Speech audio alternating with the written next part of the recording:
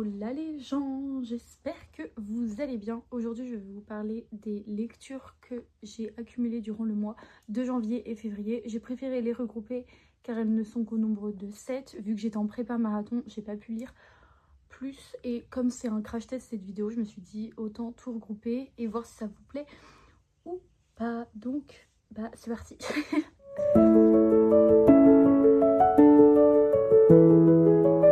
La première lecture de l'année, ça va donc être La disparition d'Audrey White d'Eve Chase.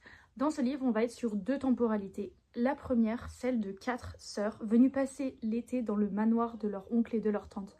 Malheureusement, leur cousine a disparu et Margot, l'une des sœurs, est vraiment très intriguée sur tout ce qui tourne autour de la disparition de sa cousine. Les tensions vont grandir, le malaise aussi, surtout avec l'arrivée de 2 cousins qui va créer des tensions entre les sœurs. Dans la deuxième temporalité, on suit une jeune femme qui vient d'emménager dans le manoir avec son mari, sa fille et sa belle-fille. Malheureusement, sa belle-fille et elle ont une relation très compliquée et l'arrivée au manoir ne va rien arranger. Les tensions entre les 2 jeunes femmes vont être catastrophiques. C'était le résumé. Je n'ai jamais fait ça de ma vie. Ça, c'était pour le résumé du livre. Pour mon avis personnel, c'est une lecture que j'ai appréciée. Je ne l'ai pas dévorée, mais en tout cas, elle reste très facile à lire. Je l'ai fait exclusivement en français, donc je ne peux pas vous donner mon avis sur la langue originelle qui est l'anglais. Mais c'est une lecture qui se lit assez vite et je trouve qu'elle se prêtait bien à l'hiver, à l'automne. C'est vraiment un livre avec du mystère, même si ça se passe durant l'été. Je sais pas, pour moi, l'Angleterre, c'est toujours cette vibe un peu automnale, hivernale, surtout quand il y a un mystère et qu'on cherche à savoir un peu ce qui se passe. J'aime beaucoup les livres à 2 temporalités. D'ailleurs, je vous en conseille 2 autres. Je vais essayer de vous les mettre juste ici, de la même autrice. Je crois que c'est Il était une lettre, Il était un secret, quelque chose comme ça. J'ai adoré ces livres. Un peu plus que cette lecture-là, mais ça reste une lecture que j'ai quand même vachement appréciée. Là, pour la deuxième lecture, on est sur La femme de ménage voit tout. Je sais, tout le monde en parle, tout le monde les a lus, tout le monde a son avis.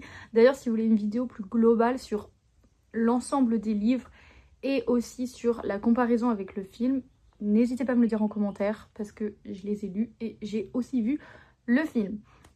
Je l'ai donc lu en français aussi car c'est ma soeur qui me l'a prêté et c'était une journée de pluie donc je l'ai juste dévoré. Je trouve que les livres... Alors attendez, que je dise pas une erreur dans son prénom, je crois que c'est Frida McFadden. Je suis très nulle en nom d'auteur. Qu'importe. Je trouve que ces lectures sont faciles à lire vraiment, c'est de tout niveau. Je pense que pour les personnes qui se remettent à la lecture, c'est quelque chose qui est beaucoup ressorti, mais je suis tout à fait d'accord avec ça. Même si vous voyez la fin arriver, etc., je pense que vraiment vous savez pas quoi faire, en 2 heures c'est plié. Donc j'ai quand même apprécié ma lecture, j'aurais pas craché dans la soupe. On a enfin une lecture en anglais, je sais. On a donc le magistral Hobbit de Tolkien. Tolkien, c'est un auteur que j'adore, j'adore la fantasy. Je suis aussi une grande fan du monde de Narnia pour ceux qui le savent. Donc vraiment une lecture que j'adore. J'ai lu Le Seigneur des Anneaux, j'ai lu la trilogie en français. Le Hobbit, c'était ma première lecture en anglais. C'est du vieil anglais. C'est de la fantaisie, donc c'est pas la lecture la plus facile, mais quand vous connaissez la trilogie de films, parce que c'est un livre pour les 3 films qu'ils ont fait, si vous connaissez bien la trilogie, ce qui était mon cas, ça m'a vachement aidé pour me lancer dans ma lecture, parce que je me disais, ok, je connais l'univers, je peux me rattacher à ça, même s'il y a des différences. Voilà, c'est vraiment... Je vous conseille à tous, le Hobbit, même en français, c'est une lecture que je vous recommande. On passe donc à la 5e et dernière lecture pour le mois de janvier, qui est Fille de la mer de Marilyn Brach, si je ne dis pas de bêtises. Ce livre est un énorme coup de cœur, je pense que s'il y en a un à vous recommander, c'est bien celui-ci. On est donc en 1943 en Corée et on y suit des femmes plongeuses, des Haenyeo. J'essaye de lire parce que ma prononciation coréenne n'est pas très bonne, je veux bien la mettre. C'est un livre que j'ai donc lu en français à l'origine, c'est un livre qui est en anglais, donc j'ai lu la traduction de Sarah Tardy, si ça en intéresse certains. On y suit donc Hana et sa petite sœur Amy. Elles plongent avec leur mère et un jour, Amy est sur le point de se faire attraper par un soldat japonais et donc Hana va se faire enlever à sa place et va donc devenir une femme de plaisir pour les soldats japonais. Et on va donc suivre sa destinée qui est tout de même assez tragique. Et c'est un livre incroyable. On se demande ce qui va arriver à Hana tout au long du livre. C'est vraiment un chef-d'œuvre. J'ai adoré ce livre.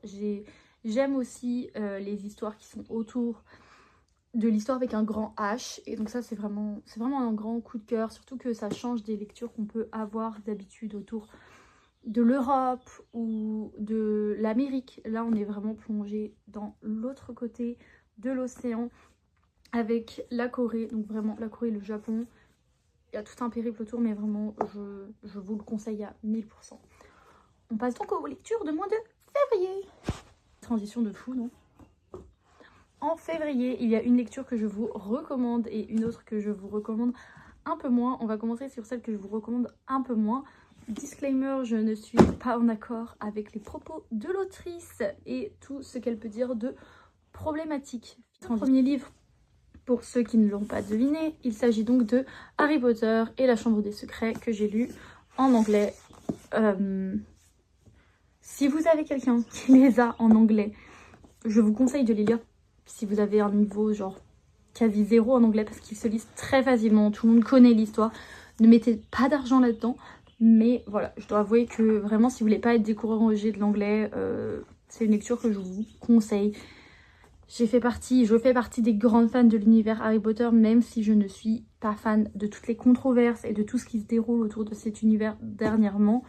Mais en tant que débutant en anglais, c'est une lecture que vraiment je ne peux que vous conseiller. Malheureusement, il y a plein d'autres livres de fantasy, je pense, comme Le Seigneur des Anneaux et Le Hobbit que je vous conseille 1000 fois plus. Mais il est dans les livres que j'ai lus. Je tiens à être transparente avec vous dans les lectures que j'ai. Et il en fait donc partie. On passe à ma deuxième et dernière lecture du mois de février. Je vous ai dit, j'étais peu productive pendant ce mois.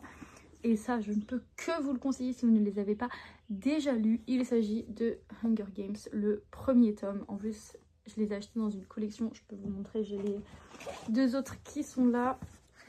Vraiment, la collection est très très jolie. J'aime beaucoup. C'est mes lectures communes avec Juju. On choisit un livre qui a souvent une adaptation cinématographique. Comme ça, on lit le livre et après on regarde le film, on fait nos comparaisons, etc. etc. Donc je l'ai lu exclusivement en anglais, c'est la première fois que je les lisais, mais étant une grande fan du film, c'est comme le Hobbit. Quand je lisais le livre, je voyais le film en même temps. C'est vraiment un classique, je pense, à lire. Un classique des temps modernes, si je puis dire ça comme ça. Facile à lire, vraiment facile à lire. Que dire de plus? Hunger Games, quoi. Si jamais vous voulez une vidéo plus complète autour de toute l'œuvre de l'autrice qui est Suzanne Collins avec les autres tomes d'Hunger Games, c'est quelque chose qui peut se faire, sachant que le nouveau film va bientôt sortir aux États-Unis au cinéma. Donc voilà, mais en tout cas, j'ai adoré. Et voilà ma petite livre de livres lus pour janvier et février. J'espère que cette vidéo vous a plu. Si jamais vous avez des recommandations de livres que vous aimeriez bien que je teste, n'hésitez pas à me refaire des retours par rapport à ça. Et puis voilà, je vous fais des bisous, prenez soin de vous. À bientôt.